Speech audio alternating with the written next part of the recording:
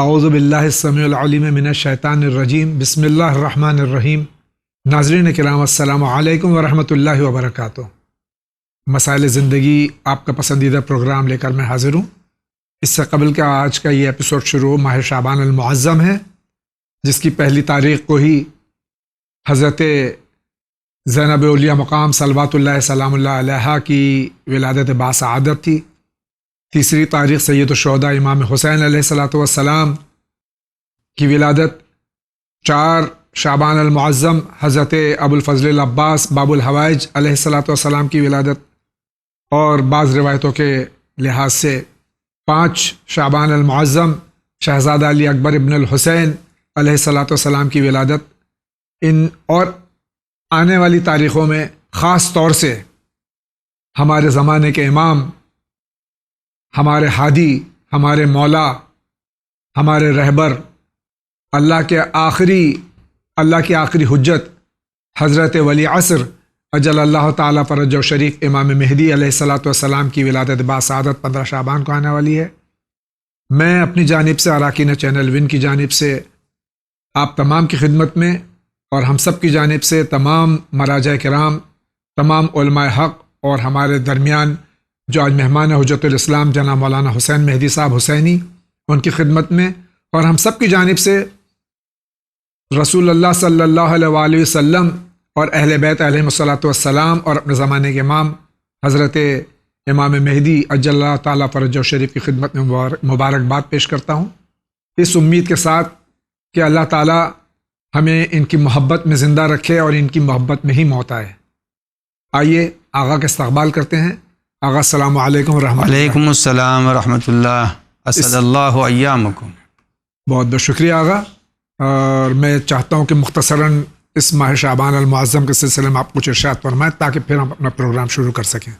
اعوذ باللہ من الشیطان الرجیم، بسم اللہ الرحمن الرحیم، اللہم کل ولیک الحجۃ ابن الحسن صلواتک علیہ وعلی آبائہ فی ہذہ الساعۃ وفی کل ساعۃ ولیوں و حافظوں و قائدوں و ناصروں و دلیلا معینہ حتی تسکنہ ارضک طوعا و تمتعہ فیہ طویلا۔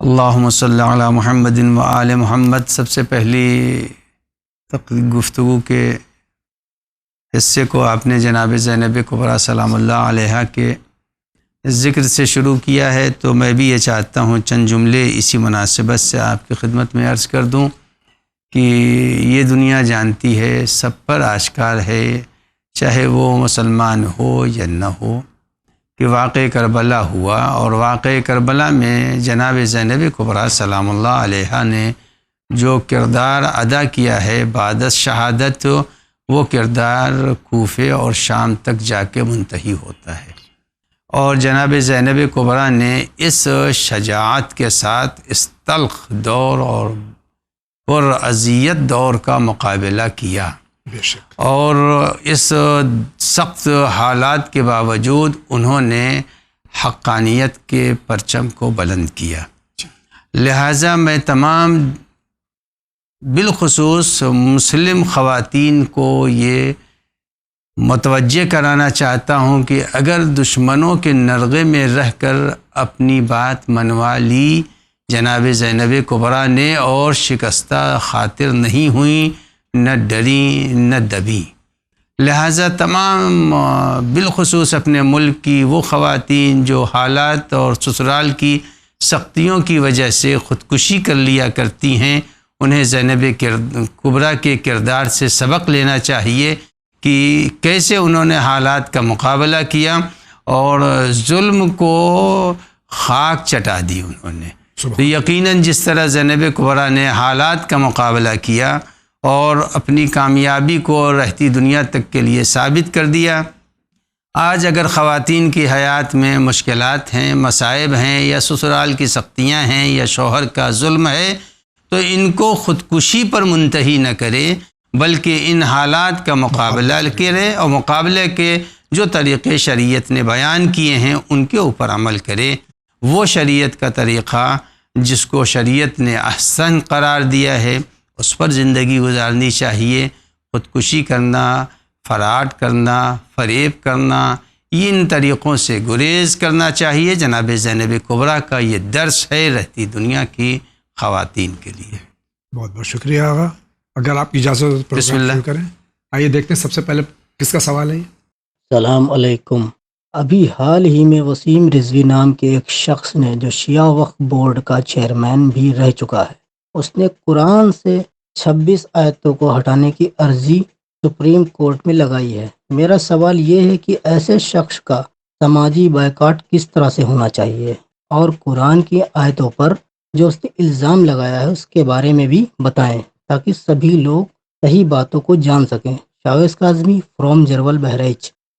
قرآن مجید سورہ مبارک نساء کی 140ویں آیت میں ارشاد فرما رہا ان اذا سمعتم آیات اللہ یکفر بہا ویستہزأ بہا فلا تقعدوا معہم حتی یخوضوا فی حدیث غیرہ۔ جب تم کبھی یہ دیکھو، یہ حکم الہی ہے 1400 سال پہلے سے، جب تم کبھی یہ دیکھو کہ قرآن کی آیتوں کا مذاق اڑایا جا رہا ہے یا انکار کیا جا رہا ہے، سب سے پہلے قرآن کہتا ہے تم اس کا بائیکاٹ کر دو، اس کو اپنی مجلسوں میں، محفلوں میں، شادیوں میں، پروگرام میں اس کو آنے نہ دو۔ اور جب یہ کیفیت پیدا ہوگی تو شمر کے ساتھ بھی یہی ہوا تھا۔ شمر جب گزرتا تھا اپنے شہر اور اپنے محلے سے تو بچے کہتے تھے یہ قاتل حسین ہے، یہ قاتل حسین ہے، زندگی کو تلخ کر دیا تھا شمر کی۔ اسی طرح سے چاہیے کہ سب سے پہلے جہاں سے بھی یہ گزرے ہر طرف سے یہ آواز آنا چاہیے کہ یہ مخالف قرآن ہے، یہ بے دین ہے، اس نے آیات الہیہ کا مذاق اڑایا ہے، پیغمبر کی توہین کی ہے، انبیاء کرام کا اس نے استہزاء کیا ہے۔ سب سے پہلا اقدام اس کے ساتھ یہ ہونا چاہیے۔ دوسری بات یہ ہے کہ یہ جو اس نے الزام لگایا ہے کہ کسی دور میں قرآن میں کچھ آیتیں ایڈ کی گئی ہیں، تو سب سے پہلی چیز تو یہ ہے کہ قرآن مجید کا ارشاد ہے ان کنتم فی ریب مما نزلنا علی عبدنا، اگر تم کو ہمارے اس نازل کیے ہوئے کتاب پر شک و شبہ ہو رہا ہے جو میں نے اپنے عبد کے اوپر نازل کیا ہے تو اس کے جیسی کتاب لاؤ۔ معلوم ہے چیلنج قرآن کا قیامت تک کے لیے ہے، جب قیامت تک کے لیے ہے تو کوئی بھی قرآن کے آیتوں جیسی آیت نہ بنا سکتا ہے، نہ اس کے اندر ایڈ کر سکتا ہے۔ انا نحن نزلنا الذکر و انا لہ لحافظون۔ لہذا یہ اس نے یہ بات کہہ کے اپنے کو بھی رسوا کیا ہے۔ آئیے اگلے سوال کی طرف بڑھتے ہیں۔ السلام علیکم، میں بنارس سے بول رہی ہوں اور یہ چینل کا نمبر میں نے دیکھا تھا فیس بک سے۔ ایک کویشچن مجھے پوچھنا تھا جو کافی وقت سے میرے دماغ میں ہے اور نماز سے ریلیٹڈ، وہ میں جاننا چاہتی ہوں۔ میرا کویشچن یہ ہے کہ میں بہت پانچوں وقتی نمازی کیا میں بہت ہی خراب ہوں نماز کے معاملے میں۔ میری نماز بہت کم ہی سال میں ادا ہو پاتی ہے، آج پڑھیں گے کل پڑھیں گے والی شیطان سوار رہتا ہے ذہن، تو وہ کہیں نہ کہیں تو شیطان بھی ہے، کہیں نہ کہیں ہماری خود کی بھی غلطی ہوتی ہے۔ ایک چیز پوچھنا چاہتے ہیں، جیسے کہ جب بھی میرا من مطلب یہ ہوا کہ نماز پڑھیں گے، میری ہیلتھ بہت خراب رہتی ہے، بہت زیادہ مور آفن میں، اور کافی خراب بیماری بھی ہے مجھے پیٹ میں، جس کی وجہ سے میں سالوں سال ایڈمٹ رہی ہوں۔ ابھی میری ایج 37 ہو رہی ہے، میں ورکنگ بھی ہوں اور میرڈ بھی ہوں، بیٹا بھی ایک ہے، سب کچھ الحمدللہ ہے، اوپر والے نے ہر چیز سے نوازا ہے۔ بس ایک جو نماز ہے وہی چھوٹ جاتی ہے، باقی زندگی کا ہر کام ہو جاتا ہے۔ حالانکہ لائف بہت پزلڈ ہے، بالکل آسان نہیں ہے، بہت گھر میں کم ممبرس ہونے کی وجہ سے سپورٹ نہیں مل پاتا ہے، ہیلتھ خراب ہونے کی وجہ سے کبھی کبھی تو کھانا بھی نہیں بن پاتا ہے۔ لیکن نماز کا ایشو یہ ہے کہ نماز جب میں بیمار پڑی تو میں نے بہت ساری نمازیں مان لی کہ میں مولا عباس کی نماز پڑھوں گی، ہر ڈیلی جب میں نماز پڑھوں گی تو دن میں ایک بار مولا عباس کی 2 رکعت پڑھوں گی، امام زمانہ کی پڑھوں گی، ہر رکعت پہ امام زمانہ کی مان تو لیا، بہت ساری بیماری میں بستر کے مطلب ہاسپٹل کے بستر پہ لیٹے لیٹے، لیکن اب وہ نبھ نہیں پا رہی ہے، تو ذرا سا پلیز اس بارے میں گائیڈ کیجیے۔ بہت طویل سوال ہے، مختصراً یہ کہ یہ جان بوجھ کے بھی نماز قضا کرتی ہیں اور الزام شیطان پہ لگاتی ہیں۔ سب سے پہلی چیز تو میں ان کے حق میں دعا گو رہوں گا، اور ون چینل بھی دعا کرے گا کہ پروردگار عالم ان کو صحت و سلامتی عنایت فرمائے۔ الہی آمین۔ اور یہ خود بھی اقرار کر رہی ہیں کہ پروردگار عالم نے ان کو بہت سی نعمتوں سے سرفراز فرمایا ہے۔ تیسری چیز یہ ہے کہ انہوں نے ہر موقع کے اوپر نماز کی نظر کر لی ہے کہ ہم نماز ادا کریں گے۔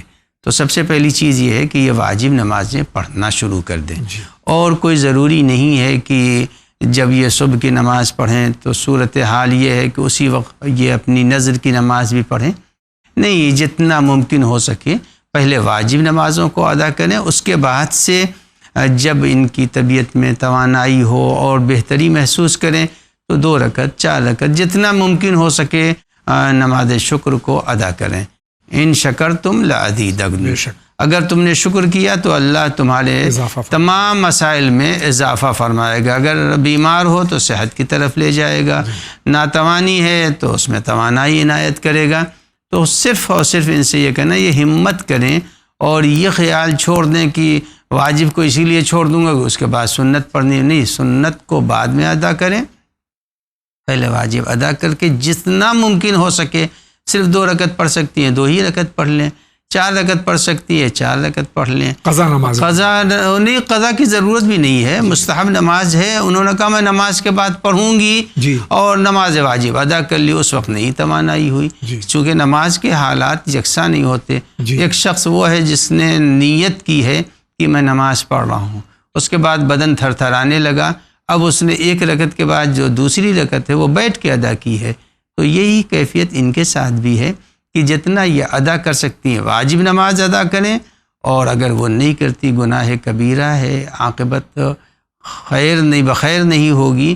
یہ سنتی نمازوں کو جتنا ممکن ہو سکے جس وقت بھی ہو سکے، اس کے لیے شرط نہیں ہے کہ ہر پنجگانہ نماز کے بعد پڑھیں، نہیں، بلا وقت بھی یہ پڑھ سکتے ہیں۔ 9 بجے دن میں حالات اچھے ہوئے، صبح کی نماز پڑھی، سو گئیں، پھر اس کے بعد 9 بجے 10 بجے دن میں جیسا بہتری محسوس کی اس وقت 2 رکعت 4 رکعت، اسی طرح ظہرین کو اول وقت ادا کیا، پھر اس کے بعد سے ناتوانی آ گئی، اب وہ 3 بجے 4 بجے اچھا محسوس کر رہی ہیں اپنے کو، پھر اس وقت کچھ پڑھ لیں۔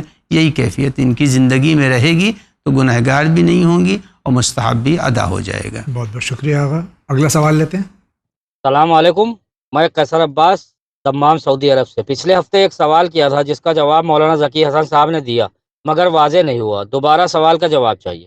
وہ یہ کہ مرجع تقلید کے حرام اور حلال میوزک کے فتوے موجود ہیں، یہ سب کو معلوم ہے۔ سوال یہ ہے کہ کون بتائے گا کہ کچھ نوحہ خان جو منقبت میں میوزک ڈال رہے ہیں وہ حرام والی ہے یا حلال والی ہے، کیونکہ یہ لوگ میوزک تو سب وہی یوز کر رہے ہیں جو فلمی سانگز میں یوز ہوتی ہے۔ اس طرح فتوے بتائے جائیں گے تو ان کو تو کلین چٹ مل جائے گی، اور یہ کہہ دیں گے ہم تو حلال میوزک استعمال کر رہے ہیں۔ اس کا جواب کیا علماء دیں گے؟ یقیناً علماء ہی جواب دے سکتے ہیں، ہم اور آپ نہیں جواب دے سکتے ہیں۔ آغا، اس سوال کا کیا جواب ہے؟ آپ سوال تو کیجئے۔ یہ سوال ان کا یہ ہے کہ حلال میوزک اور حرام میوزک، یہ نوحہ خواں، منقبت خواں، نعت خواں جو فلمی میوزک کا استعمال کرتے ہیں اور شہرت حاصل کرنے کی کوشش کرتے ہیں، اور اس میں جو انسٹرومنٹس موسیقی آلات استعمال ہوتے ہیں، اس سلسلے میں کیا فتاوے ہیں؟ دیکھیے، نوحے کے معنی ہی ہوتے ہیں آہو بکا، جی، اور جب یہ کوئی پروفیشنل سسٹم نہیں ہے، مجلسوں کو اور نوحوں کو یہ جو کیسٹیں بنائی جا رہی ہیں ان کو دیدار بنا دیا جائے کہ بھائی تم اس کو نوحہ پڑھو، اس کے اندر ساز اور اس کو ریکارڈنگ کے لیے اس طرح کے سسٹم کو اور پیچھے بیک گراؤنڈ بنانے کی ضرورت نہیں۔ جیسے آج کل ممبروں پر مجلسیں ہو رہی ہیں، اسی انداز سے نوحوں کو بھی ہونا چاہیے، اور نوحوں کو بالخصوص ساز اور بیک گراؤنڈ سے خالی ہونا چاہیے۔ اب تک جو کیسٹیں میں نے نہیں سنی ہیں، اگر کیسٹیں ایسی ہیں تو ان کیسٹوں کو مارکیٹ میں نہیں لانا چاہیے۔ نوحے کو نوحے کے انداز سے مبکی ہونا چاہیے، تعریفیں نہیں ہونی چاہیے۔ بھائی تعریف کے لیے محفل مقاصدہ کیجئے، نوحہ ہے اس کے اندر آہ و بکا ہونا چاہیے، درد و سوز ہونا چاہیے، بیک گراؤنڈ سے خالی ہونا چاہیے۔ بہت بہت شکریہ۔ اور منقبت اور جو نعت وغیرہ جو میوزک پہ پیش کی جا رہی ہیں آج کل، اس سلسلے میں کیا فرماتے ہیں؟ دیکھیے، ہر وہ کام جو عبادت ہو، عبادت میں ریاکاری صحیح نہیں ہے، لہذا منقبت ہو یا نوحے ہوں یا قصیدہ خوانی ہو یا خود مجلس ہے، مجلس کے اندر بے سبب اس کے اندر ایک بنا دیا بیک گراؤنڈ واہ واہ واہ واہ کا، یہ سب اخلاص کے خلاف ہے۔ ریاکاری ہے. پروردگار عالم مخلصین کے عمل کو قبول کرتا ہے، مخلصین کے عمل کو قبول کرتا ہے. اور انسان کو چاہیے یا مخلص بن جائے کہ منزل اخلاص میں پہنچ چکا ہے، یا کوشش کرے کہ ہم مخلص بن جائیں اور اس راہ میں ہمارا عمل خدا کو قبول ہو. چاہے وہ ذاکر کا بیک گراؤنڈ ہو یا منقبت کا بیک گراؤنڈ ہو یا نحووں کا بیک گراؤنڈ ہو، ان کو سوز اور درد کے ساتھ ہونا چاہیے. اس کے اندر موجودہ جو سسٹم ہے اس کو استعمال سوز ہونا چاہیے، ساز نہیں ہونا چاہیے. سوز ہونا چاہیے، ساز نہیں ہونا چاہیے، اور اخلاص ہونا چاہیے. بارگاہ خدا میں نوحے قبول ہوں، ذاکر کی خطابت قبول ہو، منقبت کرنے والوں کے قصائد اور اشعار قبول ہوں. بالکل یہ بات غلط ہے ساز کے ساتھ اپنی بیک گراؤنڈ کو عوام کے سامنے لانا. بہت بہت شکریہ. آپ کا کیا سوال ہے؟ السلام علیکم جاوید بھائی اور مولانا صاحب، میں فاطمہ دہلی سے بول رہی ہوں. آپ سے ایک سوال پوچھنا ہے کہ ہم لوگ بہت آج کے دور میں سوشل میڈیا پہ سوال سن رہے ہیں کہ ہمیں ان سب لوگوں سے ملنا چاہیے، چاہے وہ اچھے ہوں یا برے ہوں، لیکن حق کے ساتھ ہی ہمیشہ رہنا چاہیے. رسول کریم نے بھی ہمیں اپنی لائف سے دکھایا، اور حضرت علی علیہ السلام نے بھی، کہ اگر ایسا نہ ہوتا تو پھر وہ ان کے رشتہ دار تھے، ظاہر ہے ابو لہب اور ابو جہل، لیکن انہوں نے ان سے کوئی رابطہ نہیں رکھا، کوئی رشتہ داری نہیں رکھی، ان سے بالکل قطع تعلق رکھا، کیونکہ حق و باطل تو ظاہر ہو چکا ہے. اور بہتر یہی ہے کہ ٹھیک ہے، میں یہ نہیں کہہ رہی ہوں کہ ہمارے اگر عزیز و اقربا یا ملنے والے ہماری قوم کے خراب ہیں تو ہم ان سے بالکل جھگڑا کریں، لیکن ہاں ہم ان سے ملنا جلنا بالکل ڈسٹینس رکھنا چاہیے، تاکہ گڈ اور ایول جو ہے وہ بالکل الگ ہو جائے. کیونکہ ظاہر ہے حضرت علی علیہ السلام لوگ بالکل نہیں ملتے تھے، نہ رسول خدا ملتے تھے، حق و باطل بالکل الگ تھا. ابو جہل ابو لہب سے کوئی ان کا اتنا ان لوگ نے ریلیشن کلوز نہیں رکھا. تو ہم کاہے کے لیے آج کے میڈیا میں بہت سے کچھ ایسے لوگ ہیں جو کہہ رہے ہیں نہیں ہمیں سب سے ملنا چاہیے، ہمارے عزیز جتنے بھی خراب ہوں لیکن ہمیں ان سے ملنا چاہیے. ٹھیک ہے، بالکل واجبی سلام دعا رکھنا چاہیے، لیکن بالکل ڈسٹینس اور بالکل الگ ہو جانا چاہیے. کیونکہ حق و باطل تو ظاہر ہو چکا ہے. کیونکہ ہم لوگ کو سوسائٹی میں یہ بھی دکھانا ہے کہ اگر جو لوگ غلط ہیں ان کو ہم مل کے، اس کا مطلب ہم انکریج کر رہے ہیں. اگر ایک کرمنل ہے، مرڈرر ہے، اور ہم اس کو ہر اپنی پارٹیز میں انوائٹ کر رہے ہیں، اس کو رسپیکٹ دے رہے ہیں، اس کا مطلب یہ ہے کہ اس کو تو کوئی سوشل وہ رہے گا نہیں کہ ہاں بھائی ہماری بھی عزت ہو رہی ہے، ایک عالم کی اور ایک اچھے انسان کی بھی عزت ہو رہی ہے، اور ہم کرمنل ہیں ہماری بھی عزت ہو رہی ہے. تو ہمیں تھوڑا سا ان لوگوں کو اس سینس میں آئسولیٹ کرنا ضروری پڑے گا، ورنہ تو پھر برے لوگ جو ہیں وہ تو بالکل سر اٹھا کے جئیں گے. تو پلیز آپ ذرا سا اس کی وضاحت کر دیں. بہت بہت شکریہ. آپ سب کو رجب بہت بہت مبارک ہو. السلام علیکم. سوال بہت طویل ہے، مختصر یہ کہ قطع رحمی اور صلہ رحمی کے سلسلے میں اسلام کیا فرماتا ہے. جہاں تک ابو لہب اور ابو جہل کا سوال ہے، کیا ہمارے اعزا و اقربی اس میں شمار کیے جائیں گے اگر ان کے اندر کچھ برائیاں ہیں؟ دیکھیے، پیغمبر کے اسوے کو عمل میں لانا چاہیے اور ان کی زندگی کو اختیار کرنا چاہیے. عزیز و اقارب کے ظاہری طریقہ کار کو مد نظر نہیں رکھنا چاہیے. امر بالمعروف کر دیجئے، وہ واجب ہے، لیکن اب آپ ان کے ذاتیات میں شامل ہو جائیں، یہ غلط ہے. اب رہا قاتل، تو قاتل آپ نے قتل کرتے دیکھا بھی نہیں ہے، اور جب قتل کرتے نہیں دیکھا ہے تو آپ اس کو قاتل کہہ کیسے نہیں ہیں.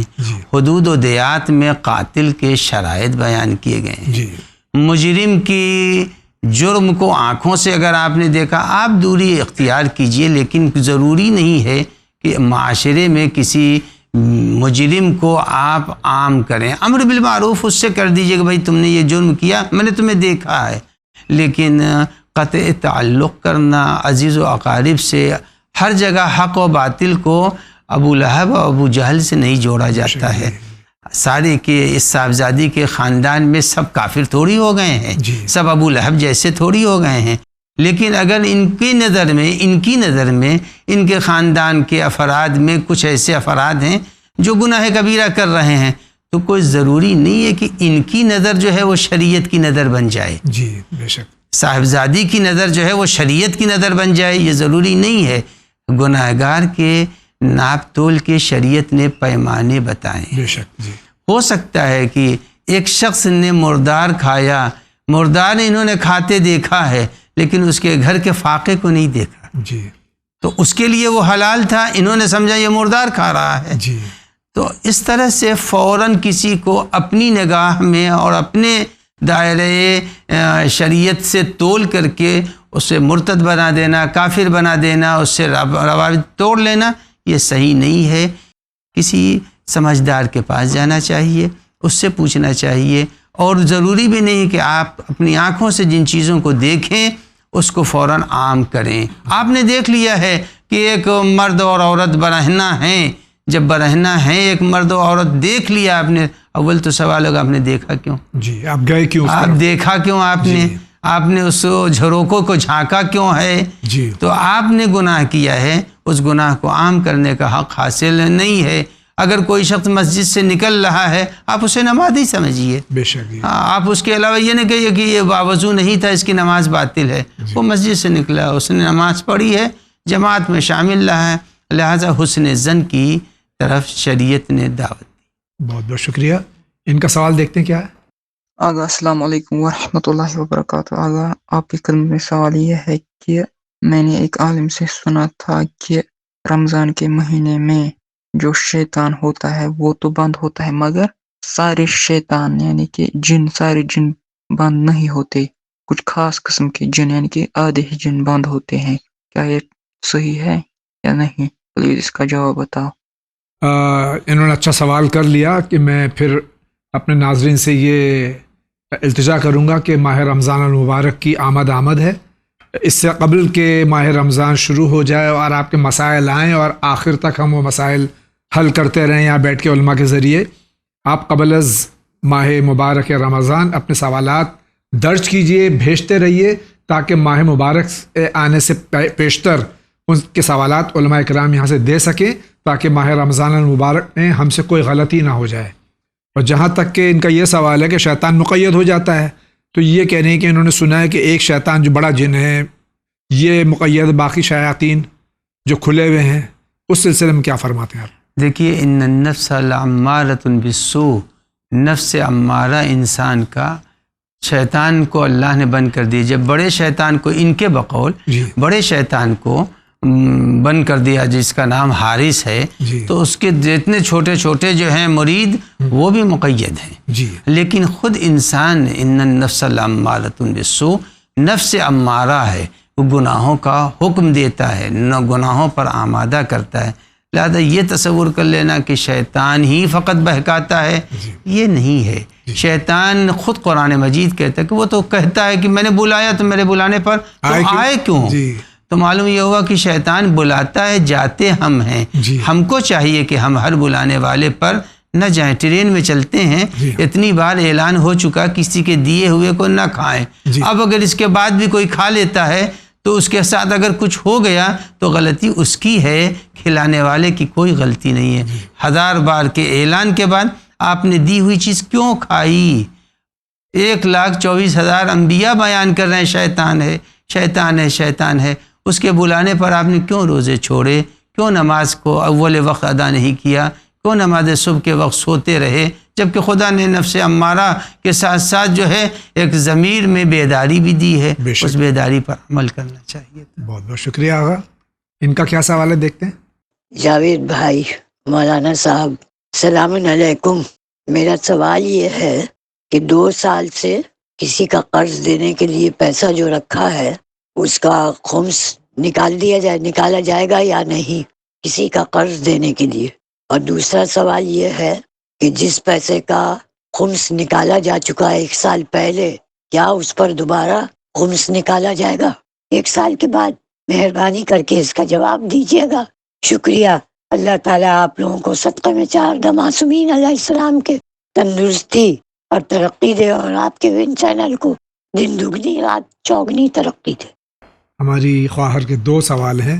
پہلا سوال یہ ہے کہ کسی کا قرض ہے، وہ قرض کی رقم ہم نے رکھی ہے، 2 سال ہو گئے ہیں، کیا اس پہ بھی خمس دیا جائے گا؟ سب سے پہلا مسئلہ یہ ہے کہ اس کو خبر دی ہے یا نہیں دی. اگر اس کو خبر دے دی ہے اور وہ لینے نہیں آیا ہے تو ہماری ملکیت سے وہ خارج ہو گیا، لہذا اس پر خمس نہیں ہے. دوسرا سوال جو انہوں نے یہ کیا ہے کہ جس پیسوں کے اوپر ایک بار خمس نکالا جا چکا ہے، دوبارہ اس پیسے کو اگر وہ بیائے نہیں ویسے ہی ہے تو اس پر خمس نہیں نکالا جائے گا. بہت بہت شکریہ آغا. ان کا کیا سوال ہے دیکھتے ہیں. السلام علیکم مولانا صاحب اور جاوید بھائی. میں فاطمہ بول رہی ہوں دہلی سے. آپ سے ایک سوال ہے جاوید بھائی کہ معجزات تو ظاہر ہے قرآن میں بھی ہے اور جتنی بھی آسمانی کتابیں ان سب میں معجزات کا ذکر ہے اور ہوتے بھی ہیں، اور معجزات کے اوپر ہم سب کا بھروسہ ہے جو توحید کو مانتے ہیں، اللہ کو مانتے ہیں اور پیغمبروں کو، اماموں کو مانتے ہیں.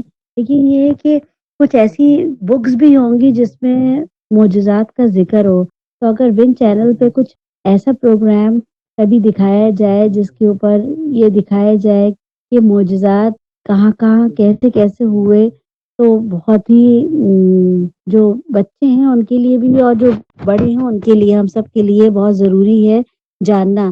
تھوڑی نالج ہونا چاہیے کیونکہ ہم لوگ اتنا پڑھ نہیں پاتے ہیں، اور یہ ساری کتابوں میں موجود ہے، ایسی بات نہیں ہے کہ یہ چیزیں موجود نہیں ہیں، لیکن یہ بھی معلوم ہو کہ اس کو اسٹڈی کیا جائے. اس کے اوپر بہت سی دنیا میں لوگ ہیں جو میراکلز کو اسٹڈی کرتے ہیں.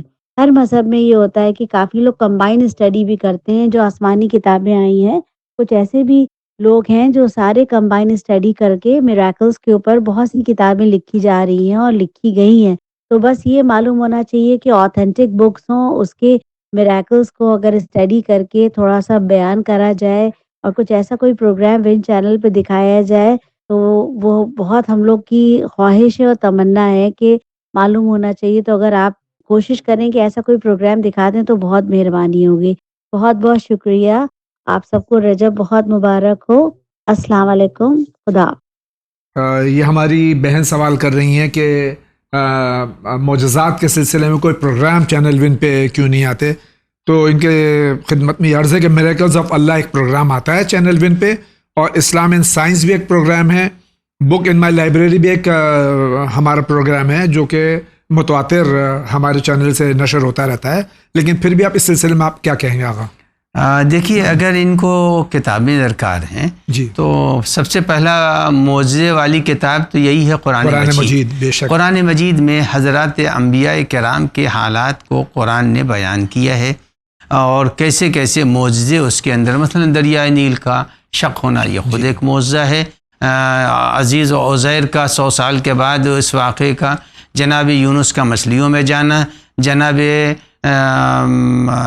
وہ نمرود کی آگ سے حضرت ابراہیم، یہ سارے کے سارے معجزات عصائے موسیٰ ہے، جناب یعقوب کی آنکھوں کا روشنی کا پلٹ آنا. اگر اس کے علاوہ بھی ان کو کوئی کتاب درکار ہے تو 8 جلدوں میں مدینۃ المعاجز مرحوم بحرانی کی ہے.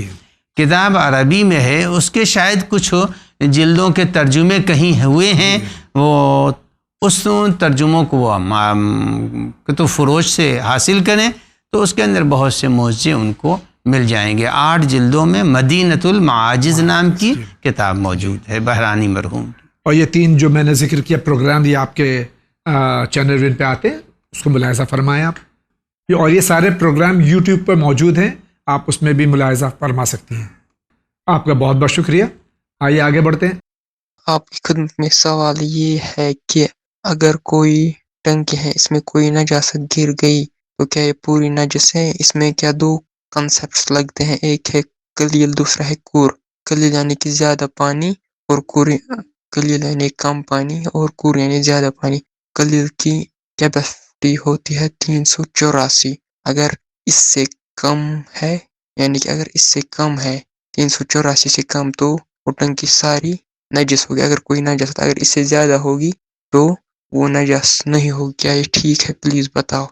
ان کے سوال میں جواب بھی خود ہی ہے.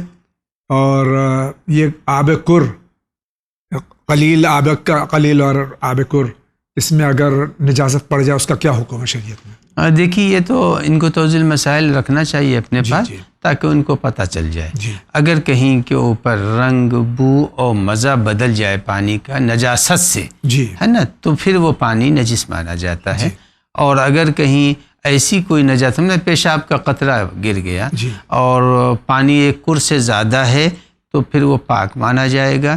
اور اگر کہیں پانی کر سے کم ہے اور پیشاب کا قطرہ یا نجس کوئی قطرہ خون کا گر گیا تو ایسی صورت میں وہ پانی نجس مانا جائے گا. بہت بہت شکریہ. آپ کیا کہنا چاہ رہے ہیں؟ السلام علیکم، میرا نام سید ریاض حسین جعفری، میں ناگپور شہر سے بول رہا ہوں۔ جاوید بھائی اور مولانا صاحب، 3 سوال ہیں میرے ماہ شعبان کے لیے کہ امام حسین علیہ السلام کی ولادت کے روز حضور پاک حضرت محمد مصطفیٰ صلی اللہ علیہ وآلہ وسلم نے زار و قطار رویا، کیا وجہ ہے بیان فرمائے۔ دوسرا سوال یہ ہے کہ ایک مقدس فرشتہ جن کا نام فطرس ہے، ان سے کون سا ترک اولا ہوا جس کی وجہ سے بالوں پر جھڑ گئے۔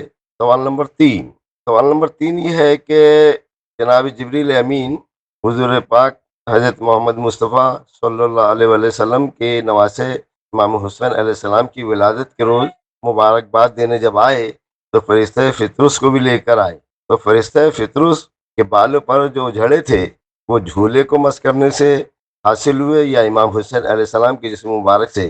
جواب عنایت فرمائے۔ شکریہ، خدا حافظ۔ ماہ شعبان المعظم، یہ تو ارشاد فرما رہے ہیں کہ سرکار ختم مرتبت صلی اللہ علیہ وآلہ وسلم روز میلاد امام حسین علیہ السلام گریہ فرمایا۔ آج مومنین بھی گریہ فرماتے ہیں 3 شعبان کو جب ذکر ہوتا ہے سید الشہداء علیہ السلام کا۔ پہلا سوال ان کا ہے کہ کیوں گریہ فرمایا؟ سب سے پہلی چیز یہ ہے کہ وقت ولادت گریہ نہیں تھا، جی، بلکہ جس وقت فاطمہ زہرا سلام اللہ علیہ کی آغوش میں آنے والے تھے اس وقت جناب جبرائیل نے خبر دی تھی کہ یا رسول اللہ، یہ مولود اس طرح سے دنیا کے اندر شہید کیا جائے گا، پیاسا ہوگا۔ تو اس واقعے کی خبر کے بعد پیغمبر اکرم صلی اللہ علیہ وآلہ وسلم متاثر ہوئے، ام المومنین کو بلایا، فاطمہ زہرا کو انہوں نے بٹھلایا، اور جو بلکہ اردو میں بھی کتاب ہے علامہ ذیشان حیدر جوادی کی کہ شانوں کو ام المومنین نے پکڑا تھا اور اس کے بعد اس واقعے کی خبر دی تھی۔ یہ وقت ولادت کا نہیں ہے، قبل از ولادت کا واقعہ ہے۔ جی، دوسرا سوال ان کا یہ ہے کہ فطرس جو ایک فرشتہ ہے اس سلسلے میں سوال کر رہے ہیں ہمارے بھائی۔ تو مسئلہ یہ ہے کہ اتنا ملتا ہے، فقط ایک فطرسی نہیں ہے، باغ دہداہ میں جو اژدہے کی شکل میں تھا وہ بھی ملک تھا۔ مزاج ربوبیت پر بارگاہ الہی میں کون سا عمل کس کا ناپسندیدہ قرار پائے؟ مثلا روایتوں میں ہے کہ حضرت آدم کی تخلیق کے وقت میں، خلافت کے اظہار کے وقت میں کچھ فرشتوں نے کہا تھا ہم اس کے اہل ہیں، یہ ان کے لیے گراں گزرا اور وہ حجاب درمیان میں آیا تو اللہ نے بیت معمور پر ان کو طواف کا حکم دیا۔ تو فطرس کے حالات میں یہ کہیں نہیں ملتا کہ کون سا ایسا عمل اس سے سردد ہوا، یا باغ دہداہ میں جو فرشتہ اژدہے کی شکل میں آیا تھا وہ کون سا جرم اس سے ہوا تھا، یا مثلا باغ بنی نجار میں جو تھا اژدہا وہ کس جرم میں کا مرتکب ہوا تھا، یہ نہیں ملتا۔ بس یہ ملتا ہے کہ اہل بیت میں یہ شرف ہے کہ وہ فرشتوں کی بھی شفاعت کر دیں، بے شک، بس یہ ہے ان روایتوں کا خلاصہ کہ اہل بیت میں یہ اللہ نے قدرت دی ہے انہوں اپنی طرف سے کہ وہ انسان تو انسان، ملائکہ معذب کی بھی شفاعت کر سکتے ہیں۔ تیسرا ان کا جو سوال تھا کہ فطرس نے آ کر کے گہوارے امام حسین سے اپنے کو مس کیا تھا یا خود ذات سرور کائنات صلی اللہ علیہ وآلہ وسلم، تو روایتوں میں یہی ہے کہ وہ فطرس گہوارے سے ہوا تھا، اور گہوارے سے مس کرنے کے بعد وہ جب ملأ اعلیٰ میں پہنچا تو اس نے کہا من مثلی میرے جیسا آج کون ہے، میں حسین کا رہا آزاد کرتا ہوں۔ بہت بہت شکریہ۔ اگلا سوال۔ السلام علیکم ورحمۃ اللہ وبرکاتہ۔ مولانا صاحب سے میرا سوال یہ ہے، میں سری نگر کشمیر سے بول رہا ہوں، فیض الحق فاضلی۔ میرا سوال یہ ہے کہ حدیث شریف میں آیا ہے کہ حضور اقدس صلی اللہ علیہ وآلہ وسلم نے فرمایا الایمان معرفۃ بالقلب وقول باللسان وعمل بالارکان لو قریہ ھذا الاسناد علی مجنون لبرأ۔ میرا سوال یہ ہے کہ اس کے اعتبار سے مجھے زیادہ لگاؤ ہے جناب امام موسیٰ رضا علیہ الصلوۃ والسلام، کیا میں ان پر زیادہ درود اور صلوات بھیج سکتا ہوں؟ اور ان کو جو باقی امام ہیں ان کی نسبت میں ان سے زیادہ مجھے شفقت ہے کہ انہوں نے یہ سند، اس کی سند جو ہے وہ اسی کے اعتبار سے یہاں تک ہے کہ امام موسیٰ رضا इमाम मूसा रिदा यकूल, इमाम मूसा रिदा, उसके बाद इमाम मूसा काजिम, इमाम जाफर सादिक, इमाम मोहम्मद बाक़िर, इमाम सज्जाद, इमाम हुसैन, इमाम हसन, इमाम अली मुर्तज़ा इब्न अबी तालिब अलैहिस्सलातु वस्सलाम इला मोहम्मद मुस्तफ़ा सल्लल्लाहु अलैहि वसल्लम। क्या ये मुनासिब है कि मैं इमाम मूसा रिदा अलैहिस्सलातु वस्सलाम पर ज़्यादा दरूद भेजूँ और बाकी इमामों पर भी बनिस्बती रेस्ट ऑफ जो बाकी इमाम हैं उनकी बदौलत ज़्यादा इस पर मैं उन पर मैं दुरूद सलाम ज़्यादा भेजूँ। वस्सलाम, शुक्रिया। कादरी साहब का सवाल है, हमारे यहाँ तो ये है कि चाहरदा मासूमीन अलैहिस्सलाम जब सलवात भेजते हैं सब उसमें शरीक होते हैं। इनका सवाल ये है कि हज़रत मूसा इब्न जाफ़र अलैहिस्सलाम से ज़्यादा इनको रग़बत है तो ज़्यादा सलावात उन पे भेज सकते हैं। सबसे पहली चीज़ है कि दो गलतियाँ इन्होंने की हैं। जी, सबसे पहली गलती तो ये की है कि मूसल काजिम है, मूसल रज़ा नहीं। जी, दूसरी बात ये हदीस सिलसिलतुज़्ज़हब है जी, जो इमाम रज़ा अलैहिस्सलाम 8वें इमाम से। जी, और तीसरी गलती ये की है कि बीच में इन्होंने एक नाम का इजाफा किया है, वो भी नहीं है। लौह कलम तक बात जाती है और वो हदीस मशहूर है कि ला इलाहा इल्लल्लाह हिस्नी फमन दखला हिस्नी अमिन मिन अदाबी इल्ला बशर्तिहा व शुरूतिहा, उसमें यह है वलायत अली इब्न अबी तालिब अलैहिस्सलाम।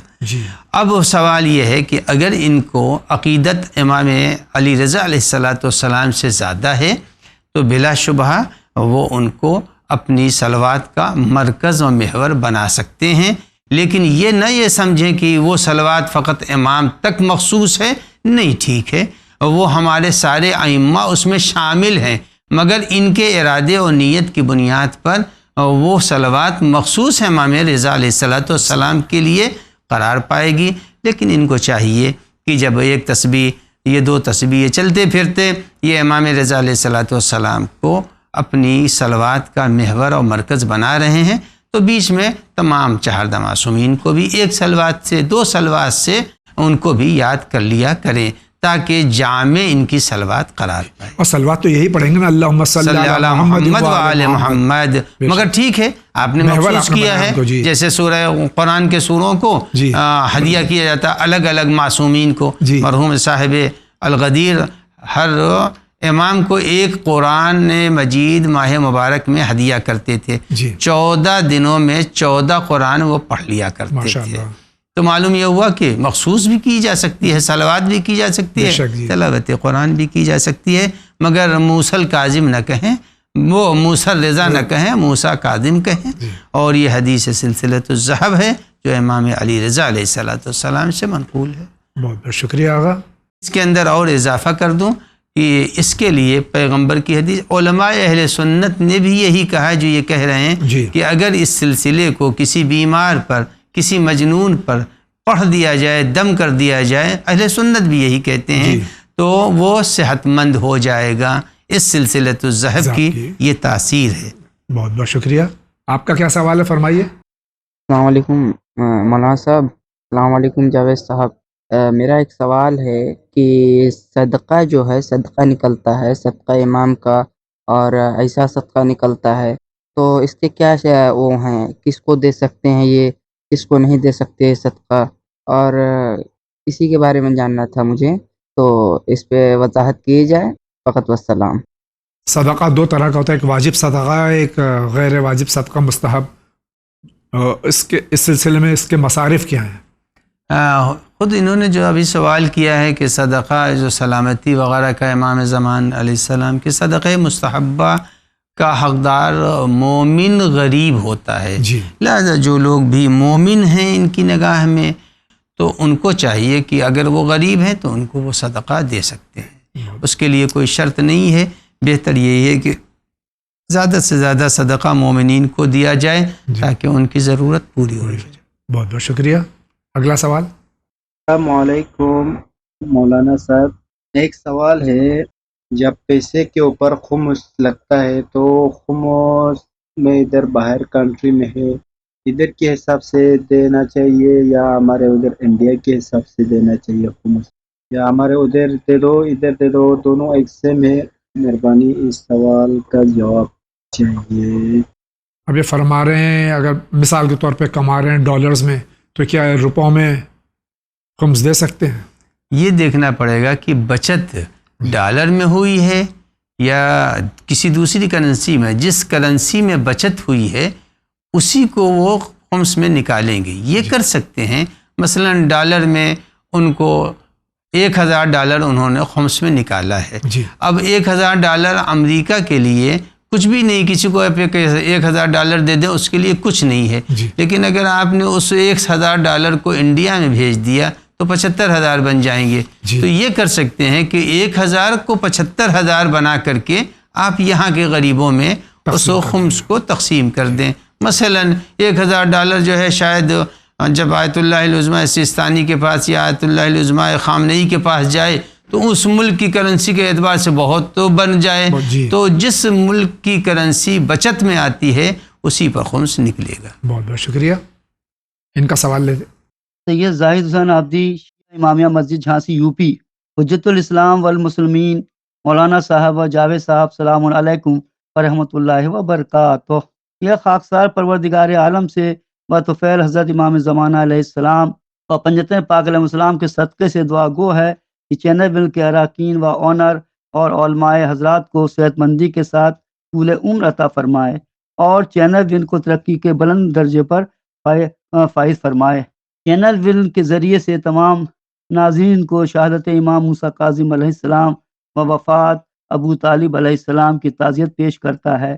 ساتھ ہی ولادت باسعادت جناب زینب سلام اللہ علیہ، جناب حضرت امام حسین علیہ السلام، جناب حضرت عباس علیہ السلام، جناب زین العابدین علیہ السلام اور جناب علی اکبر علیہ السلام کے موقع پر بہت بہت مبارکباد یہ خاکسار پیش کرتا ہے. سوال: رمضان المبارک کیا روزہ رہ کر بھوکا رہنا روزے کا نام ہے؟ نمبر 2، کیا روزہ رہ کر جسم کے اندرونی و باہری نعمتوں کو کیسے پاک رکھ سکتے ہیں؟ نمبر 3، کیا روزہ برائیوں سے روکتی ہے جیسے جھوٹ بولنا، دوسروں کی غیبت کرنا، حسد کرنا، چغلخوری کرنا وغیرہ وغیرہ؟ لہٰذا یہ جاہل و ناقص بڑے ادب سے مولانا صاحب سے التجا کرتا ہے کہ اس پر روشنی ڈالنے کی زحمت گوارہ فرمائیں جس سے چینل ول کے ناظرین مستفید ہو سکیں. شکریہ والسلام. اللہ حافظ. ہمارے بھائی کے سوال ماہ رمضان المبارک کے روزوں کے سلسلے میں ہیں، تینوں کا جواب دے دیجیے گا. سب سے پہلی چیز تو یہ ہے کہ مبتلات صوم اور ہیں جی، اور مقبولیت صوم کے ذرائع اور ہیں جی. لہٰذا ہر انسان کو اپنے مبتلات کو باخبر ہونا چاہیے. روزہ ٹوٹتا کن کن چیزوں سے ہے. اگر کوئی شخص روزے کو ان چیزوں سے بچا رہا ہے، کھاتا نہیں ہے، پیتا نہیں ہے وغیرہ وغیرہ جو چیزیں موجود ہیں، اگر اس سے پرہیز کر رہا ہے تو وہ روزہ یقیناً اس کا پروردگار عالم کی بارگاہ میں روزہ کہا جائے گا اور اس کی تکلیف شرعی اس سے ساقط ہے. لیکن اب روزوں میں کمال پیدا کرنا تو استغفار اس کا ذریعہ ہے، گناہوں سے بچنا اس کا ذریعہ ہے. غیبت ہر حالت میں حرام ہے، چاہے روزہ ہو یا روزہ نہ ہو. حسد جو ہے وہ برا ہے، چاہے روزہ ہو یا نہ ہو. تو ان چیزوں سے بھی بہرحال اس کو گریز کرنا چاہیے. حالت صوم شرط نہیں ہے، ہر حالت میں غیبت نہیں کرنی چاہیے، جھوٹ نہیں بولنا چاہیے، مومن سے حسد نہیں کرنا چاہیے، ہر حالت میں ضروری ہے. رہا مبتلات صوم، اگر کوئی شخص اس کی رعایت کر رہا ہے تو اس کو روزہ دار کہا جائے گا، اسے دعوت افطار دی جائے گی. رب العزت کے ہاں وہ ساقط قرار دیا جائے گا. ساقط سے مراد یعنی اس کے اوپر اب روزہ واجب نہیں ہے. بہت بہت شکریہ. اگلا سوال جاوید بھائی مولانا صاحب کو السلام علیکم. اس کے پہلے بھی میں نے 4 سوال بھیجے ہیں لیکن اس کا کوئی جواب نہیں آیا. مہربانی کر کے جواب دینے کی کوشش کریں. کیا یہ سچ ہے کہ حدیث کے مطابق روحیں خسارے قبر کے بعد ہر روح عالم برزخ میں رہتی ہیں اور قیامت کے بعد ہی جنت اور دوزخ کا فیصلہ اس کے عمل کے مطابق ہوگا؟ یا سلسلہ جب تک دنیا قائم رہے گی تب تک چلتی رہے گی؟ کیا یہ سچ ہے؟ مہربانی کر کے اس کے تفصیل کے بارے میں بتانے کی کوشش کریں. میرا دوسرا سوال یہ ہے کہ شب برات میں کیا روحیں آتی ہیں اور اس دن سبھی اپنے اپنے وارثوں کا معائنہ کرتی ہیں؟ کیا یہ سچ ہے؟ مہربانی. خدا حافظ. پہلے تو میں آپ سے معذرت خواہ ہوں کہ آپ کے سوالات کا جواب یہاں سے نہیں دیا گیا. مجھ تک آپ کے سوالات نہیں پہنچے. میں ایڈمن تک آپ کی شکایت ضرور پہنچا دوں گا، لیکن آپ کی شکایت سر آنکھوں پر. جہاں تک کہ ان کا سوال ہے کہ روحیں جو ہیں جب انتقال ہوتا ہے تو یہ عالم برزخ میں رہتی ہیں، ان کا حساب کتاب حشر کے بعد ہی جنت و جہنم ہے کہ ابھی سے ہو جائے گا؟ دو باتیں ان سے پہلے عرض کر دوں کہ جیسے آج ان کا سوال بہت ہی سننے میں زحمت ہو رہی ہے، ہو سکتا ہے کہ انہوں نے اس کے پہلے بھی سوالات اسی انداز سے بھیجے ہوں، لہٰذا جو سنائی نہ دیا ہو، جس کی وجہ سے ون نے ان کے سوالات کو اپنے سسٹم میں نہیں ڈالا ہو۔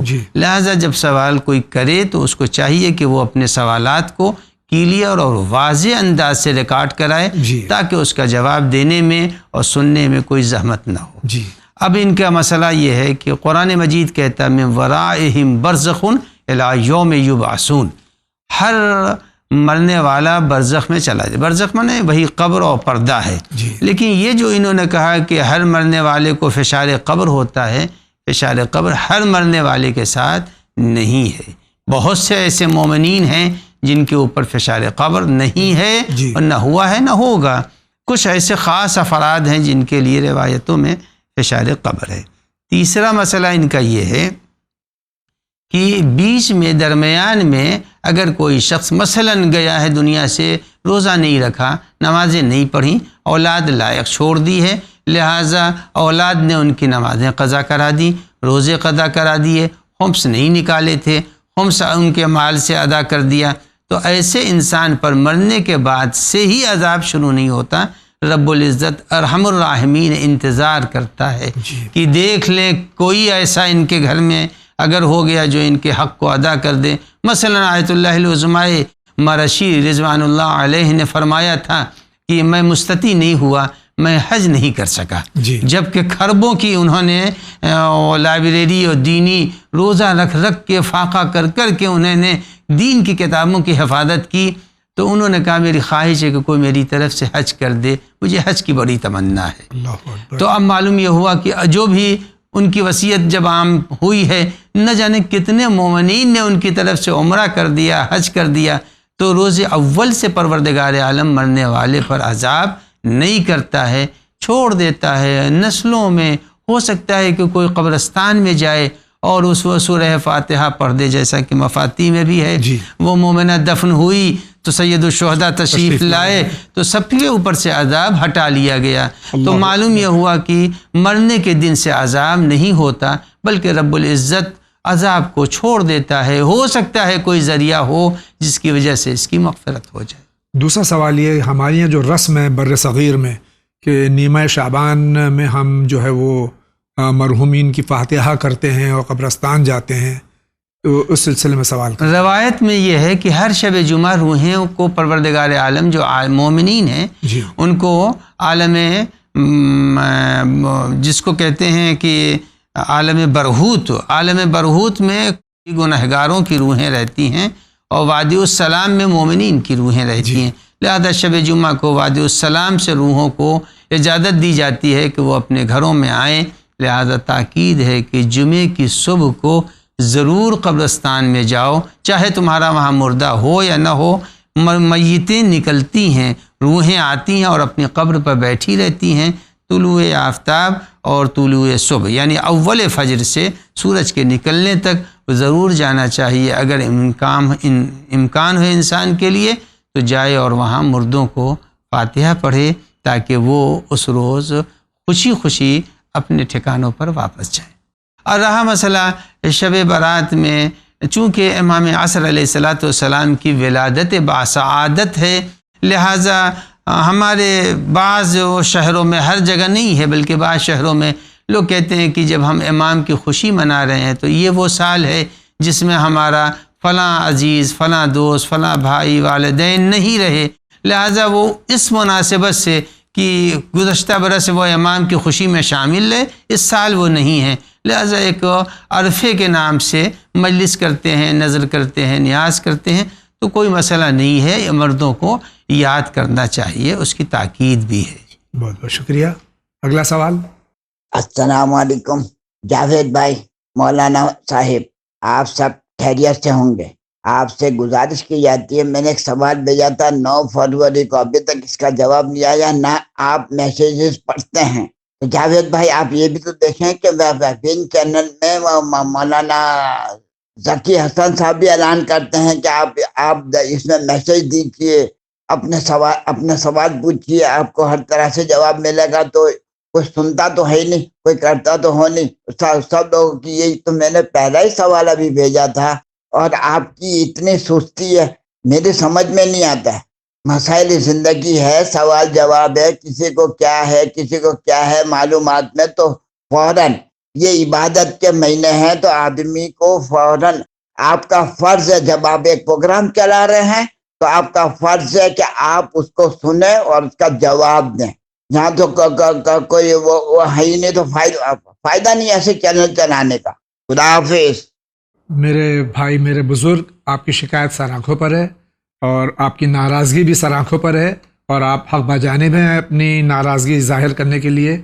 हम सिर्फ तारीफ़ सुनने के लिए नहीं बैठे हैं, बल्कि अगर जो हमारी कोताही है उसका एतराफ़ भी करते हैं। लेकिन उसके बावजूद मैं ये अर्ज़ कर दूं कि मैं जब यहाँ आता हूँ, मेरे सामने जो सवालात एडमिन की तरफ से भेजे जाते हैं, वो सवालात मैं ले लेता हूँ, किसी को रद्द नहीं करता। किसी टेक्निकल रीज़न की वजह से अगर सवालात नहीं पहुँचते तो उसके लिए भी माज़रत ख्वाह हूँ, और ये शिकायत आपकी एडमिन तक ज़रूर पहुँचा दूँगा कि आपका सवाल या दीगर नाज़रीन का सवाल, जो कि यकीनन हमारे लिए हर सवाल कीमती है, जिससे कि नाज़रीन और हमारे मोमिनीन इंतज़ार करते हैं जवाब का, और नाराज़गी आपकी हक़ बजानिब है। एक बार फिर मैं माज़रत ख़्वाह हूँ, आपसे बहुत माफ़ी चाहता हूँ। इंशाअल्लाह इस शिकायत को हम बहुत जल्द दूर करने की कोशिश करेंगे। आपका बहुत बहुत शुक्रिया। अस्सलामु अलैकुम जावेद भाई, मौलाना साहब। मैं शौकत नूर बोल रहा हूँ जमशेदपुर से। ये खुम्स के सिलसिले ही में मैं ये सवाल पूछना चाह रहा था कि ये तो साहिब इमाम जो है, ये तो हम लोग चेक कर सकते हैं कि भाई इजाज़ा कहाँ से है, इजाज़ा फ़ेक है या क्या है। किस्तानी साहब के मेल पे, ईमेल पे भेज के या व्हाट्सएप करके हम लोग पता लगा सकते हैं, जैसे पता लगा लिया लोगों ने। लेकिन इससे ज़्यादा बड़ा मसला वहाँ है जहाँ साहिब सादात का जो मसला है। साहिब सादात को जो खुम्स है, वो सिस्तानी साहब की इजाज़त है हम लोगों को कि हम लोग जो है तहक़ीक़ करके कि भाई ये सैयद हैं, उनको हम दे सकते हैं। लेकिन ये तहक़ीक़ करना कि वाकई वो सैयद हैं या नहीं, अब जिस आदमी को ये दे रहे हैं, साहिब सादात दे रहे हैं अगर किसी को, तो उससे आप कहिएगा कि भाई आप सैयद हैं, तो भाई आप नाम तो देख रहे हैं, सैयद लगा है इसमें, नहीं तो आप तो ये नहीं कहिएगा कि आप शजरा दिखाइए। तो ये बड़ा मुश्किल हो जा रहा है कभी कभी कि कुछ लोगों को हम लोग सैयद मान करके साहिब सादात हम लोग दे रहे हैं, लेकिन बाद में मालूम हो रहा है कि साहब वो सैयद नहीं है। तहक़ीक़ करने पे या किसी सोर्स से या कभी मालूम हुआ किसी के कभी पता लग गया कि भाई ये सैयद नहीं थे, तो फिर उस पैसे का क्या होगा, उसको क्या करना होगा हम लोगों को, इसकी ज़रा वजाहत करें। शुक्रिया। किसी को सैयद समझ के हमें सहम सादात दे दिया मुस्तहक़ सैयद को, बाद में पता चला कि वो सैयद नहीं है, तो क्या करना चाहिए? तो ज़िल मसाइल में लिखा हुआ है कि साहब सादात जो अपने इलाक़ों में सादात मशहूर हों, आप उनको सैयद समझ करके, गरीब समझ करके दे सकते हैं। अब बम्बई में आकर के कोई सैयद बन गया है, बहुत से लोग सैयद बन जाते हैं, तो ऐसे सैयदों के लिए आपको इजाज़त किसी ने नहीं दी है। अव्वल तो सहम सादात हो या सहम इमाम है, ये एक सहूलत फराहम कर दी। अगर आपको नहीं मालूम हो रहा है कि कौन सैयद है कौन सैयद नहीं है, तो जैसे सहम इमाम को आप मराजे और उनके वकला तक भेज रहे हैं, सहम सादात को भी भेज दीजिए ताकि आप बरी ज़िम्मा हो जाएं। और अगर गलत दे दिया है तो जैसे फ़ितरे का हुक्म है कि फ़ितरा अगर गैर मुस्तहक़ पहुँचा है तो निकालना पड़ेगा, उसी तरह सहम सादात भी और सहम इमाम भी अगर गलत हाथों में गया है और इनको यकीन है तो इनको उसकी क़ज़ा करनी पड़ेगी। बहुत बहुत शुक्रिया। अगला सवाल। अस्सलाम वालेकुम जावेद भाई और मौलाना साहब। मेरा सवाल है कि अगर हम किसी को समझाएं, उसकी गलती का एहसास दिलाएं और वो समझ नहीं पाए, तो क्या उसे बार बार समझाना चाहिए या उसे उसके हाल पर छोड़ देना चाहिए? और मेरा दूसरा सवाल है कि कभी कभी हमारा दिल बहुत बेचैन और बेकरार हो जाता है और कभी कभी तसल्ली हो जाती है दिल को, तो क्या ये हमारे ईमान की कमज़ोरी है? तो अगर ये हमारे ईमान की कमज़ोरी है तो हमें ईमान को किस तरह से दुरुस्त करना चाहिए, ज़रा इस पर वजाहत फरमाएं। शुक्रिया, मेहरबानी। पहला सवाल हमारी बहन का यह है कि अम्र बिल मारूफ के बावजूद भी अगर कोई नहीं सुधर रहा है तो बार बार उसको नेकी की तरफ बुलाना चाहिए। क़तअन अम्र बिल मारूफ का एक मरतबा और हर के साथ अम्र बिल मारूफ कर भी नहीं सकता है जी, उसके भी शराइत लिखे हुए तो ज़िल मसाइल में। لیکن اگر ایک مرتبہ 2 مرتبہ اس کی یاد دہانی کرا دی اور وہ نہیں سنتا ہے تو اس کو اس کے حال پر چھوڑ دیجیے۔ دوسرا سوال بہن کا یہ ہے کہ کبھی کبھی دل بے قرار ہو جاتا ہے، تو اس کو قرار میں لانے کے لیے کیا کرنا چاہیے؟ دیکھیے مسئلہ یہ ہے کہ ام المومنین فرماتے ہیں ان للقلوب اقبالا و ادبارا، کبھی دل جو ہے وہ رغبت رکھتا ہے دین کی طرف، نماز کی طرف، تلاوت کی طرف، کبھی جو ہے وہ قلب مائل نہیں ہوتا۔ تو حضرت نے فرمایا جب دل مائل نہ ہو تو تم واجبات پر اکتفا کر لو، اور جب تمہارا دل مائل ہو دین کی طرف، نماز کی طرف، تو اپنی نمازوں کو بڑھا دو، تلاوت کو بڑھا دو۔ اس سے ربط ایمان کا نہیں ہے کہ کسی کا ایمان اگر مثلاً کمزور ہے تو وہ رغبت اس کے اندر کم ہوگی، اور اگر کسی کا ایمان قوی ہے تو 24 گھنٹہ وہ تسبیح پڑھے گا، ایسا نہیں ہے۔ بہت بہت شکریہ۔ آپ کیا کہنا چاہ رہے ہیں، فرمائیے۔ السلام علیکم مولانا صاحب، میں کشمیر سے بات کر رہی ہوں۔ میرا آپ سے یہ سوال ہے کہ یہاں یہ کہا جاتا ہے کشمیر میں بہت سارے استان ہیں، اور یہاں کہا جاتا ہے کہ ان استانوں میں بہت سارے موئے شریف ہیں، حضور صلی اللہ علیہ وسلم کے یا حضرت علی علیہ السلام کے، امام حسین علیہ السلام کے کچھ موجود ہے۔ تو آپ مجھے بتا سکتے ہیں اور یہ کس قدر تک ہم اس پہ یقین کر سکیں کہ یہ سچ میں امام حسین علیہ السلام یا اہل بیت علیہم السلام یا رسول اللہ صلی اللہ علیہ وسلم کی پاکیزہ نشانیاں ہیں؟ جی شکریہ۔ یہ بہن کا سوال ہے، کشمیر میں خاص طور سے پورے ہندوستان میں جگہ جگہ جو ہے وہ موئے مبارک کی زیارت کرائی جاتی ہے رسول اللہ صلی اللہ علیہ وسلم کی خاص طور سے، تو یہ اتنے جو آپ کے موئے مبارک، آپ کے بال ہیں، وہ ہندوستان میں کہاں سے تشریف لے آئے؟ اب مسئلہ ہمارے ساتھ یہ ہے کہ کچھ چیزوں کو نسبت دے دی جاتی ہے، جی، جو نسبت دے، جیسے حضرت بل شاید کوئی شہر ہے سری نگر کشمیر میں، حضرت بل اس کا نام ہی ہے، جی، تو مثلا بل سے وہ یعنی بال تھا، وہ بل بگڑ کے حضرت بل ہو گیا ہے۔ ایسے اگر مقامات بنائے گئے ہیں، میں نے نہیں دیکھا، اگر ایسے مقامات بنائے گئے ہیں تو مسئلہ نہیں ہے، ان مقامات پر جائیے اور پیغمبر کے لیے قرآن کی تلاوت کر دیجیے۔ اب وہ ہے یا نہیں ہے اس کو چھوڑ دیجیے، مسئلہ یہ کہ وہ ایک جگہ بنا دی گئی ہے، منسوب کر دی گئی ہے، تو اس جگہ کے اوپر، جیسے ہندوستان میں بہت سی جگہیں ہیں، تعزیہ گاہ ہے، وہ لوگ وہاں کے اوپر تعزیے دفن کرتے ہیں۔ یہ روایتوں میں ہے کہ اگر میت کے اوپر موت کی سختی زیادہ ہے تو اس کو اس جگہ پر لے جاؤ جہاں وہ نماز پڑھتا تھا، تو معلوم ہو کہ جگہوں کے اثرات ہوتے ہیں۔ اگر منسوب کر دیا ہے پیغمبر کے بال سے اس جگہ کو، تو وہ بال ہے نہیں ہے وہ تو خدا بہتر جانتا ہے، لیکن اگر جا کر کے وہاں رسول اللہ کے لیے صلوات پڑھ دی جائے، قرآن پڑھ دیا جائے، وہاں کے اوپر 2 رکعت نماز پڑھ دی جائے، تو نماز پڑھ لینا کہیں کے اوپر، اب بشرطے کہ نماز کی وہ جگہ ہو، پاک و پاکیزہ ہو، تو کوئی مذاقہ نہیں۔ اس میں اللہ یہ کہ وہ مقامات جو ہیں وہاں کوئی خرافات اور دین کے خلاف کوئی عمل نہ ہو رہا ہو۔ یقیناً اچھی بات آپ نے کہی ہے، میں نے آنکھوں سے دیکھا، جی، اس لیے میں نے آپ نے چونکہ ذکر کیا تھا مجھ سے، اور میں خود گیا تھا وہ رتلام کے پاس جو عبادت گاہ ہے، وہ تو بہت ہی خرافات وہاں کے اوپر ہے، اور اگر ون چینل کے ذریعے سے وہاں کے متولین تک ہماری بات پہنچ رہی ہے تو وہ گنہگار ہو رہے ہیں۔ ان کو چاہیے کہ ان جگہوں کو مقدس بنائیں، اور خرافات نہیں، کیچڑ کے اندر آدمی غرق ہے اور نجس و پاک کا کچھ نہیں، مسجدوں تک وہاں پہنچ رہے ہیں، منسوب ہے وہ عزاخانے، مگر وہاں کے اوپر کوئی طہارت کا نہیں ہے، حال و قال ہے۔ فاطمہ زہرا کے نام سے جو وہاں کے اوپر روضہ بنا ہوا ہے، اس میں ایک عورت جو ہے وہ جھوم رہی ہے، نہ اس کو اپنے پردے کا خیال ہے، نہ اپنے بدن کا خیال ہے۔ تو فاطمہ زہرا کے روضے ہوں یا حضرت عباس کو ہو یا امام حسین کا ہو، ان جگہوں کو پاکیزہ جگہ قرار دینا چاہیے۔ متولیان سے اگر نہیں سنبھل رہا ہے تو وہ یعنی باقاعدہ طور سے وہ اس سے دستبردار ہو جائیں، اپنی عاقبت نہ خراب کریں۔ ان ہر مزارات پر، ایک مزار پر میں رتلام میں گیا تھا، میں اترا بھی نہیں، اس قدر وہاں کے اوپر خرافات دیکھنے میں ملی، میں بس گاڑی میں بیٹھا رہا، وہاں سے واپس آ گیا۔ جو چیزیں آنکھوں سے دیکھی ہیں، ان جگہوں کو پاک و پاکیزہ جگہ بنانی چاہیے، خرافات نہیں ہونی چاہیے، شریعت کے خلاف عمل نہیں ہونا چاہیے، اور اگر مجنون ہے اس کو لے جائے مجنون خانے میں، پاگل خانے میں، اس کا ذہنی علاج کرائے، اور وہاں کے اوپر حال و قال ہے، لوٹ رہا ہے، سر ہلا رہا ہے، یہ پاگل پن مذہب نے نہیں سکھایا ہے. اگر یہ ہوتا تو جو مرکز ہے وہاں ہونا چاہیے تھا. نہ حرم ام المومنین میں یہ ہے، نہ حرم امام رضا میں ہے، نہ حرم سید الشہداء میں ہے، نہ مزارات سامرہ میں ہے، نہ کاظمین میں ہے. جو منسوب جگہ ہیں انہی پر یہ خرافات ہو رہی ہے. جو مراکز ہیں وہاں کے اوپر اس طرح کی کوئی ایسی بدعتیں نہیں ہیں. لہذا میں ان تمام مقامات کے متولیوں سے یہ کہوں گا کہ وہ ذرا نظر ثانی کریں، اور اگر ان سے یہ مقامات نہیں سنبھل رہے ہیں وہ ذمہ داروں کے حوالے کر دیں جو اس کام کو انجام دے سکیں. بہت بہت شکریہ آغا. اگلا سوال. میں سنبھل سے سسٹر بول رہی ہوں.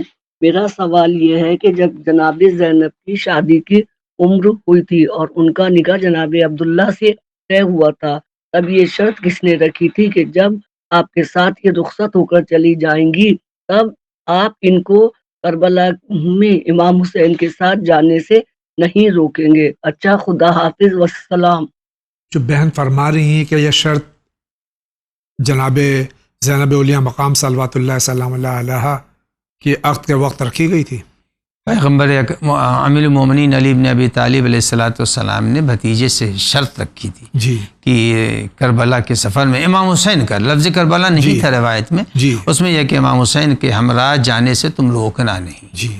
لہذا ابن عباس نے بھی روکا تھا کہ آپ اپنے ساتھ کیوں لے کے جا رہے ہیں، تو جناب زینب نے پس در سے کہا تھا ابن عباس تم اس مسئلے میں دخالت نہ کرو، میں جاؤں گی.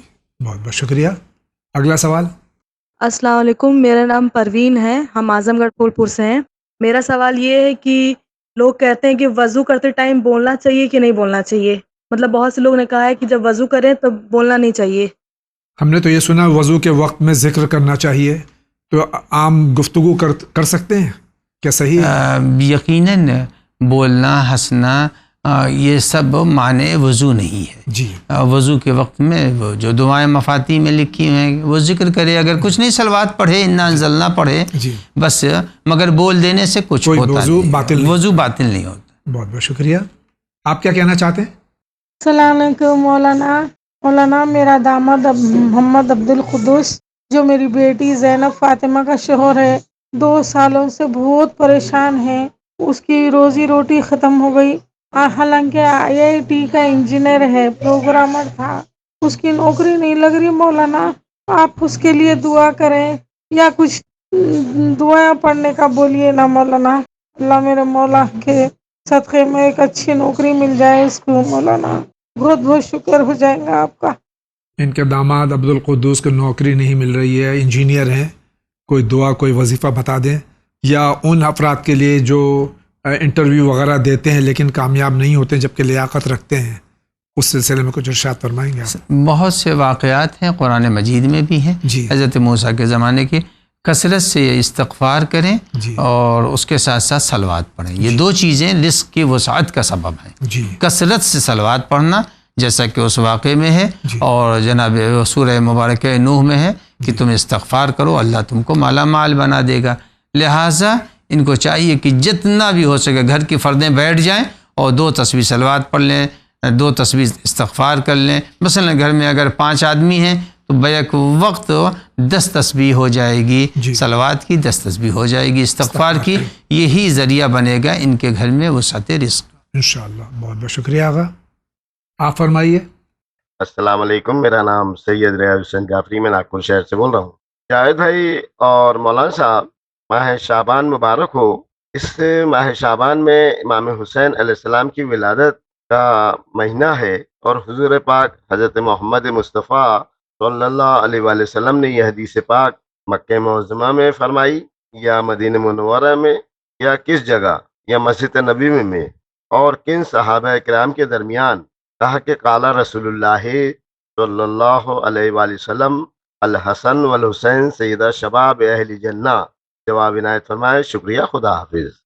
مختصر کر دوں کہ سرکار مرتبت صلی اللہ علیہ وآلہ وسلم کی جو حدیث مبارک ہے جو کہ متفق علیہ شیعہ سنی کے یہاں، الحسن والحسین سید شباب اہل الجنہ، یہ کہاں آپ نے فرمائی؟ سب سے پہلی چیز یہ ہے کہ مکہ حضرت چھوڑ چکے تھے جی، اور مدینے جب تشریف لائے ہیں تب ولادت امام حسن امام حسین علیہ الصلوۃ والسلام ہوئی ہے. جی لہٰذا یہ سوال ہی کرنا کہ یہ مکے میں کہا ہے، مکے میں پیغمبر نہیں، اس وقت امام حسین تھے ہی نہیں، امام حسن پیدا ہی نہیں ہوئے تھے. یہ حدیث مسجد پیغمبر میں ہے جی کہ الحسن والحسین سیدہ شباب اہل الجنہ، اور وہ بھی ولادت کے بعد ہے. جی یہ بھی نہیں ہے کہ یوں ہی فرما دیا، جب دونوں بچے اتنے تھے کہ مسجد میں تشریف لائے تب فرمایا الحسن والحسین سیدہ شباب اہل جنہ، احب اللہ من احب حسین. تو یہ مکے کے اندر نہیں ہے، مدینے میں ہے، اور وہ بھی مسجد نبوی کے اندر یہ حدیث بیان فرمائی. ناظرین کرام، اسی کے ساتھ جا رہے ہیں بہت ہی مختصر سے بریک پہ، لیکن آپ کہیں نہیں جائیے، ابھی حاضر ہوتے ہیں.